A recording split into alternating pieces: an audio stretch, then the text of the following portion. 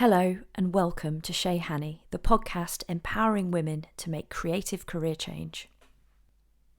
In each episode, I interview an inspiring woman who has taken a risk and made a significant career change in order to make their life work better for them. In this inaugural episode, I'm going to share my own story. I've written about it in detail on my Substack page, also called Chez Hanny, but here I will give an overview of what drove me to give up my well-paid teaching job to set up my own business as an interior designer. I'm Hannah. I'm 38 and I live in London with my husband. I've been a teacher for the past 16 years. At school, I was interested in music.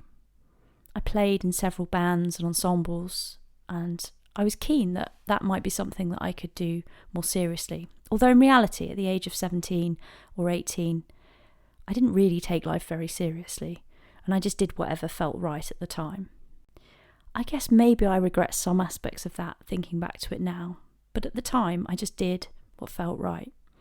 And at that time, playing the saxophone, being with my friends, having a good time was what I enjoyed. So I decided that I was going to go and study music. And that's what I did. I went to university and I studied music, and it was fine, and I enjoyed it, and I made good friends and I played and stuff. But I think at that time I realised that there was lots of people around me who were more talented than me as musicians. Sure, I had my own talents, but there were people out there who were much better at playing the piano than me, that could sing in a way that I just couldn't even imagine. And gradually I managed to find my thing, which became composing. I was quite successful at that, and I wrote several pieces which people seemed to enjoy, and I got a buzz from that. So I left university in 2006 with some idea that composing might be something that I could do. But even then, I'm not sure that I felt that it was something that I could really make a career out of. Perhaps that was my imposter syndrome speaking. Sadly, that never really went away. Anyway, 2006, I had to decide what I was going to do when I left university, and at that time it was possible to train as a teacher and receive a bursary. That seemed like a good idea, so I thought. So I signed up, went down to London, did my PGCE, which is a postgraduate certificate of education in secondary school music teaching. I was paid about £9,000, I think, as a tax-free bursary, which, you know, you can only dream of such things these days in the UK. But I did that, and it allowed me to live in London for a year. I trained as a teacher, and I did placements in schools, and it was fine. I could do it. I was certainly capable. I enjoyed it to some extent, and, you know, it allowed me to earn some money. Seemed like a reasonable thing to do. So I qualified as a teacher in 2007, but I still wasn't particularly satisfied that this was my real calling. But I did know that it would allow me to earn some money. So at some point in the spring of 2007, whilst I was also applying for jobs for teaching, I simultaneously applied to do a master's at a music conservatoire in London. I decided that I would quite like to study composition further, and perhaps there was a way of doing that part-time alongside teaching and qualifying fully as a teacher, because in the UK, although you do your teaching year, you're not fully qualified until you've actually worked in a school for a year full-time. So I applied to a course at Trinity Lab and Conservatoire of Music in Greenwich in southeast London. Got accepted onto that course. It was a 3-year part-time course, and at the same time I found a part-time teaching job at a school fairly nearby. So I was able to do both things, qualified as a teacher, worked really hard for those 3 years because I had to manage my time incredibly carefully. Teaching obviously is very fixed, and you had to be in a certain place at a certain time, whereas the university life of a master's student was quite different. So managing those deadlines, I think, actually taught me a lot of very, very useful skills, which I think I've used a huge amount in my life since then. Perhaps didn't realise the importance of them at the time. And I loved my time doing the masters. I felt like it was the most creative version of me that there perhaps has ever been. I got to write some fantastic music, working with amazing musicians, and I got to put on some concerts, which I really, really enjoyed doing. That was probably one of the highlights of that particular course, was not just writing the music and hearing it performed, but being given ownership of organising concerts and planning everything about them, really, from the music and the musical content to the lighting and to the way it was presented. And we worked quite closely with a lot of choreographers and dancers at the Laban School of Dance, which was amazing. And I made some great friends and made good relationships with people that I worked with afterwards. So it was really, really great experience, but in some ways it perhaps didn't mimic the real life nature and the world of a composer, which sadly is not one of making an easy living. And so in 2010, when I'd finished that course, I changed my teaching job and ended up working in a school for 4 days a week. So I upped my hours, obviously paid a bit more money, which was helpful because living in London is certainly not cheap. But I still had a bit of time to be working on my composing, which I did for a while. But I don't think I really stuck at it. Again, the imposter syndrome probably crept in. And I think that during that time, I just got sucked into the life of being in a school. I worked in a nice school in central London. It was a small independent girls' school, and it was lovely. I met some really nice people and made lots of friends that I've stayed in touch with ever since, and I have really fond memories of it. But what it also did, I think, is it sort of killed off my work as a composer, and I made that choice. I ended up slipping into this realm of teaching, enjoying the holidays, enjoying having a regular salary, and the composing just sort of steadily stopped, sadly. And then after that, working in that job, I enjoyed lots of things about the teaching, but where I was, there was not likely to be an opportunity to move up the ladder to become head of department. And so I started, after a few years, looking around at other places, other schools, where I might be able to take on more responsibility. And in 2014, I got a job as director of music in another school, a bigger school, and I worked there for 9 years, and that was my most recent teaching job. When I started, I was incredibly ambitious, and I worked so hard. I would stay late. I'd be organising many concerts and events, and actually I enjoyed lots of parts of that. I think that links back to what I said about when I was doing my composing masters. So there were many things that I enjoyed about it, but I managed a large team of people. I had I think I had 5 sort of full-time classroom teachers in my department, and then I had 18 visiting music teachers who were sort of self-employed teachers that come and do one-to-one lessons with pupils, and lovely colleagues that I work with. But that's quite a difficult sort of employee to manage, because they're not really employees of the school, but they're also not fully self-employed, so that brought some challenges with it, which really did make my job quite stressful at times. Anyway, so I did that for a while, and I earned really good money for what I was doing, and that was nice, and it enabled us to buy a bigger house and do some renovation work.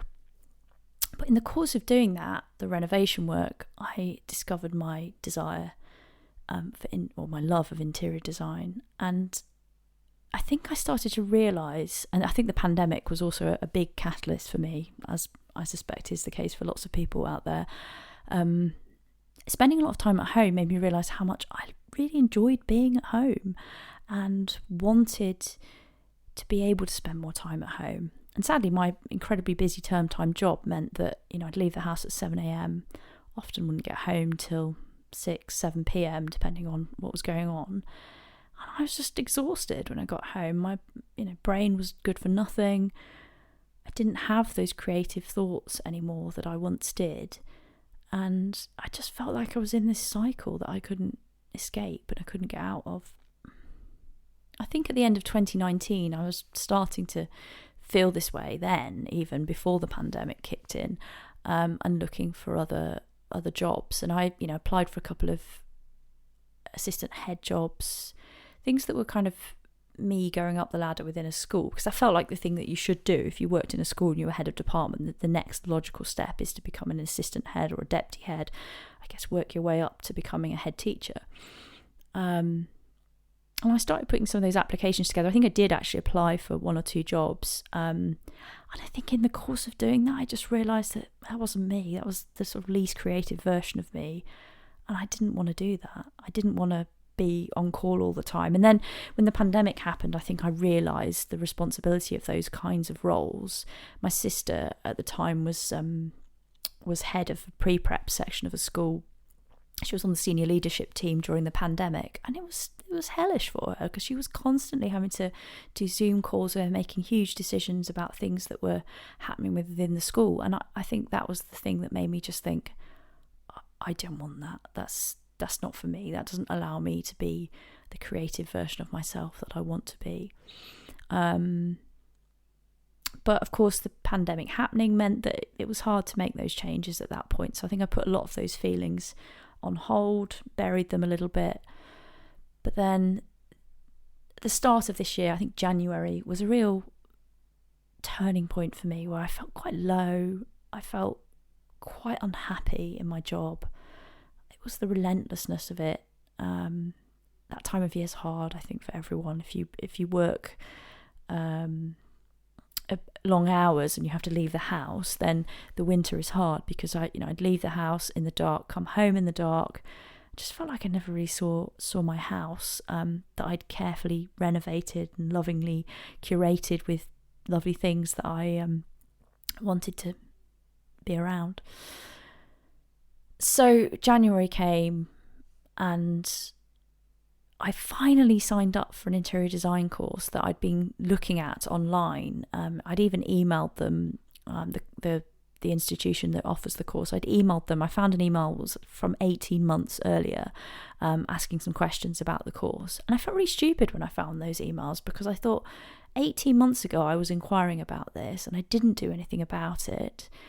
And actually, if I had have done something about it and signed up for this course at that point, 18 months down the line, I probably would have finished it and had made some changes. So that was a real, I think, seeing that I'd dithered, that I'd put off doing a thing that I wanted to do, made me really consider that I needed to do it now. The time was now, and I just needed to do it. So I did. I signed up for the course. I think it was the 29th of January, 2023. Signed up for this course. It was online. You could do it at your own pace, do it in your own time. So there was no real time limit on it, other than it had to be completed within 3 years. And so I signed up, and it was great. I had this focus of something to do. But I think what that really did spark in me was the realisation that I needed to get out of my job. This was like the door opening a small crack and showing me a glimmer of what was out there that I could do other than being in school. And it really opened my eyes to what I might do. So that was the beginning. And I think after a lot of unhappy days at work where I felt like I was in a relentless cycle and I couldn't give up my well-paid job, because what would I do? How would we pay the bills, etc., etc. I went round in those circles for a long time, but it won't surprise anybody to hear that the thing that made the difference was talking to people about it. I'd kept so much of this, I think, in my own mind, and once I did really start to talk to my husband about it, talk to my family about it, it became clear that there was another way, and that money was earning enough money to pay the bills, to pay the mortgage was obviously important, well, necessary, but on top of that, we could manage. So we sat down and we worked out, what do we need? What is vital? I also couldn't leave my job at the earliest until July, which would mean I'd be paid for the summer holidays. I'd be paid through August. So it meant that if I was going to make that decision, I could try and save as much money up until the point where I did leave that job and left that salary behind. So we worked out a plan. We worked out a plan that we could manage on less money. And my husband suggested, it was a very sensible suggestion, I don't know why I didn't think of it, but he thought of it, that rather than giving up teaching altogether, looking for a part-time teaching job that perhaps didn't have the same amount of responsibility with it would be a sensible way forward, because it would allow me to earn a reasonable amount of money in the 2 or 3 days that I was teaching, and it would be secure. I'd have a pension, I would know that money was coming in, and equally I'd still have the school holidays, so that would help me in my freelance time. And I think it just sort of spiraled from there. I looked for jobs. It took a while to find the right job, and I did have to take a bit of a risk. And you can read more about that actually on my Substack page. As a 4 instalment. There are 4 instalments of pieces that you can read on my career change story, which goes through a lot of what I've just mentioned now, but perhaps in a little bit more detail, and maybe with a bit less waffle. So if you're interested, I would urge you to go and read those, because you may find that of interest, and there's a bit more detail there, especially about my motivation for doing interior design. Anyway, I found a different job eventually. And here I am now. It's nearly the end of September, and I'm coming towards the end of my 4th week in my part-time teaching job, where I work 3 days a week as a classroom music teacher in the secondary school. And I'm just a teacher. I don't have to manage I don't have to manage anybody apart from myself. And I plan my lessons, I teach my lessons, I help with rehearsals for the school musical after school on a Thursday, but other than that, I didn't do anything else. And it's quite full on. It actually surprised me how full on those days are, because I teach a lot more than I did in my previous role, because I had management responsibilities. But my days sort of whiz by, and they have a very, very clear focus and a clear purpose. And as long as I'm organised with planning my lessons, I know what I'm doing, and that works quite well. And on the other days, Wednesdays and Fridays, that's when I'm working on my interior design business. So in April, I launched a website. I decided that in order to launch this business, I needed to start it before I finished in my old job, so that as I was leaving that job, I had something that I could or somewhere that I could direct people to look at my work. So around Easter time, just after I'd handed in my notice for my teaching job, over the Easter holidays, I set about designing and making my own website to showcase my interior design work. A lot of it, to begin with, was based on things that I'd done in my own home and for friends and family. And that was my portfolio. And I built that website, and then I made sure I got things like some business cards, so that when I was leaving my old job, I could hand those things out to people. I could direct people in the direction of where my work was, and I thought that was a good way of transitioning, and also allowing me to believe that this was something that I was doing. I was really doing it. I had a website, I had business cards. It meant it was real. And then so over the summer, whilst I was not teaching, had a nice long summer holiday, 6 weeks. And during that time, I worked incredibly hard to focus my attention on building that business, looking at advertising. I managed to get a few clients quite quickly, which was surprising, but a pleasant surprise. Some off the back of people that I knew, so friends of friends. And then gradually, a few clients started to come in that were not people that I knew or knew of. So at the moment, my Wednesdays and Fridays are spent doing a mixture of things. I work quite a bit on my interior design work, so completing work for clients and other business related things, advertising, improving my website, social media, all of those kinds of things. But I also use those days sometimes to do some tutoring. I teach some GCSE and A-level students just one-to-one online. I do a little bit of piano teaching, one-to-one. I started this Substack relatively recently, and so sometimes I will use my time on Wednesdays and Fridays to write posts and articles, record podcasts, and ultimately I think that those 2 days, the Wednesday and the Friday, speaking at this point, which is relatively early on into my career change journey, those 2 days give me a sense of variety and freedom that I really didn't have before. And although I'm not earning yet the same amount of money from freelance work as I was in my old salary, I feel like I've got something to kind of build towards. I've got a focus, I've got a goal, and everything I do on those days is working towards trying to build my business for me. And it feels really quite empowering doing something that is for me. I'm not working for somebody else. I'm not building somebody else's business.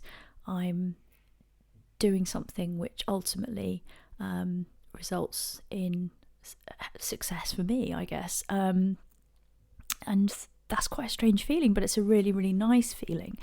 And I think if I hadn't pushed myself out of my comfort zone, I wouldn't be in this position right now. Part of the reason why I decided that I wanted to make this podcast is because in the process of my trying to work out what I wanted to do career-wise and how I could change my job without it being incredibly disruptive to my life and finances, I think I realised that hearing other people's stories was something that inspired me and spurred me on. But I didn't hear that many other people's stories. And so I felt that if I could provide a platform where I could share those stories of other people, particularly women who had taken a leap for whatever reason. And actually, some of the women that I'm going to be speaking to on my podcast haven't necessarily made a career change because it was just what they felt like doing. For some of them, they've made a career change out of some kind of necessity because of their particular circumstances or family situation. And so I'm interested to explore that further because that's a kind of different subset of reasons why somebody might need to make a change in their career, but also very, very interesting. And I hope that by publishing these podcasts and sharing these stories, it might just inspire and help others who might be out there and feeling like I did a year ago, where I just wasn't sure where to go next, what to do next. Maybe hearing those stories will help people to carve a plan, carve out a path that works for you, to break it down, because I think that is ultimately so important when you're making any kind of big change in your life. It's tempting to want to just do everything instantly, but in reality it's much better to break down into sort of manageable chunks what it is that you're trying to achieve, and then to really assess how can I get there. So for me, that was thinking, well, I can't give up a regular job 100% to start with, but if I did reduce my hours, it would allow me time to at least assess what it was that I wanted to do, as well as building my business. But that headspace is so important. So sometimes if you can allow yourself some time by freeing up a day or 2 days or even half a day to start with, by perhaps going part-time in your job, you may find that just gives you the headspace that you need in order to figure out the next step. So I think that isn't something that will work for everybody, I appreciate, but if it is something that's possible for you to do in your work, that's certainly a good first step to consider. And then if you can free up a little bit of extra time, perhaps you already know what it is that you're going to do with that time. So like me, I kind of knew fairly early on that I wanted to make a go of an interior design business. But if you're not sure, freeing up that time potentially just gives you some space to explore some different things. So that could be going on a course, or it could be attending some workshops.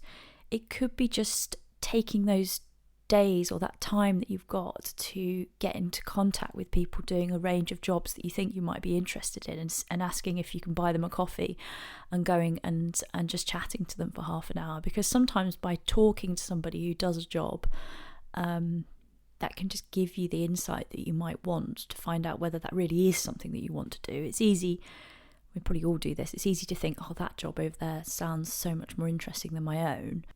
But it's also important to find out what the realities of that are, and the best way to do that is through talking to somebody that does that job or has been doing it for a reasonable period of time.